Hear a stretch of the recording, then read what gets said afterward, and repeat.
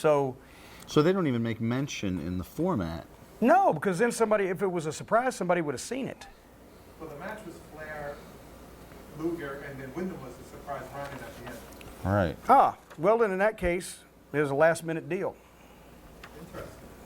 See, here's another thing, and you'll see this on the video when you B-roll.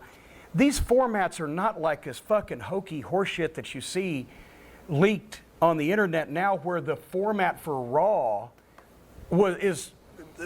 even when it was a 2-hour show, is 13 fucking pages. This was the 1-hour show, this page. Right. Because you had the matches and the interviews, and if you're going to go to the announce desk or whatever, that's all we put on paper. You guys did the rest. Because if you put the shit on paper that would indicate that this shit isn't real, and somebody's got the paper, then they would know that the shit wasn't real. So you didn't write finishes down, shit maybe, and this was actually pushed it a little bit. Cover shot of ring as wrestlers attend to Sting and Luger. That would allude to there was some reason to be attended to. So even that, sometimes that comment wouldn't have gotten by a year or two previously. And this was, we did the rest verbally. You sat everybody down and you fucking told them what was going to go on. And the director kind of knew sometimes, and the cameramen didn't need to know, because if it's happening in front of them and they don't fucking shoot it, get new cameramen. The blank spots were for job guys to be filled in, because you basically, here's the list of pre-tapes once again, that would happen. That on the different shows, and what we needed. And then here is the order of live events for the entire night, so that you could put this on the wall. We would fill the job guys in. Since I was not on the booking committee anymore, I didn't fill these job guys in. But you'd fill the job guys in and you'd put that on the wall, and that way everybody would know when they were up. And otherwise, here's the format for the N.W.A. Power Hour. That was a Friday night TBS show.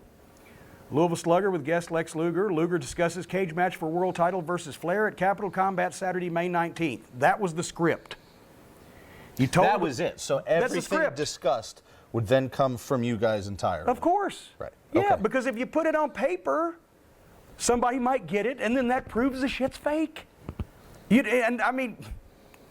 This was high-tech wrestling formats at the time, because a lot of times most territories didn't want to put this much on paper.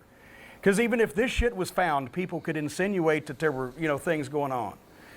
And there's the set closed with Jim Ross and Gordon Soley, and that's the bullet points that the announcers would talk about. And then everything else was gone over verbally with the guys as they sat down. This is the N.W.A. main event. This was kind of a kabuki-ish type of format, because there was 2 main events at that time. There was the TBS main event and the syndication main event. And the commercial breaks were slightly different. Even though most stuff was the same, you would put maybe a few other pre-taped interviews in, so that was a double format show. See this, the total runtime, 54:50, total runtime 58:57. With the commercial minutes. Commercial 14:20, 14:12, show 40:30, 44:45. And, and there's syndication. Here's center stage. Here's what the job guys filled in. So you'd have them blank when this was typed. Yeah, and because you didn't know who was going to show up. Right. It's fucking job guys. And then, once again, there's your matches. There's the bullet points over there with the towns that are coming up. Plug the Power Hour Friday night. Here's what's on the main event tomorrow. Just because one piece of paper, the announcers can look down at the desk and refer to that and see exactly where they are. And the reason why I like this also is because it starts at the top and finishes at the bottom. So instantly, if I'm calling this wrestling match in the middle of the ring and it's in segment 3, then I could look down segment 4. Okay, that's next, boom, boom, and I see it. And it's like drawing a picture of the show as it's going to air, as it happens. If you've got all this goddamn gaga and all this stuff that's going to go on, and most people don't need to know that shit anyway. And if you have it written down where there's one segment is this much writing, just on a glance, how are you going to look down and go, wait a minute, where the fuck we at? Right. It's fucking ridiculous. Gotcha. So anyway. Excellent. Wyndham came in as a surprise. So there's the Capital Combat typed out format for May 19th, which we'll get to here shortly, I bet you. So his coming back is the brainchild of whom?